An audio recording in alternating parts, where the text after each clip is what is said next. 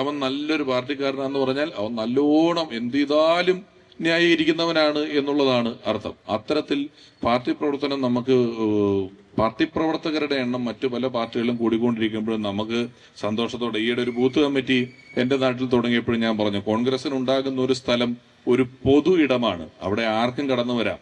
ഞാൻ അവിടെയും പ്രസംഗിച്ചു. അതിന്റെ ഒരു ഉദാഹരണം പറഞ്ഞാൽ, ഉമ്മൻചാണ്ടി സാർ 50 വർഷമാണ് ഒരു നിയോജക മണ്ഡലത്തിൽ നിന്നത്. പക്ഷെ അതൊരു പാർട്ടി ഗ്രാമമല്ല. നിങ്ങൾ അവിടെ വേണമെങ്കിൽ പോയി നോക്കിക്കോളൂ. പക്ഷെ വേറെ പാർട്ടികൾ ഏതെങ്കിലും ഒരു നാട്ടിൽ 50 കൊല്ലം ഭരിച്ചാൽ അതൊരു പാർട്ടി ഗ്രാമമായിരിക്കും.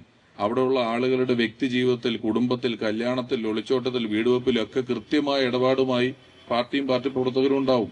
പക്ഷെ കോൺഗ്രസ് എത്ര നാൾ ഭരിച്ചാലും ഒരു സ്ഥലത്തെ അങ്ങനെ മാറ്റിയെടുക്കുന്ന സ്വഭാവമില്ലാത്ത ഒരു ആശയ ഗുണം ഇതിനുണ്ട്. ഞാൻ അവിടെയാണ് നിലനിൽക്കുന്നത് എന്നതാണ് എനിക്കെപ്പോഴും വലിയൊരു അഭിമാനമായി തോന്നുന്ന കാര്യം. അതുകൊണ്ട് തന്നെയാണ് അവിടെ നിൽക്കുകയും ചെയ്യുന്നത്.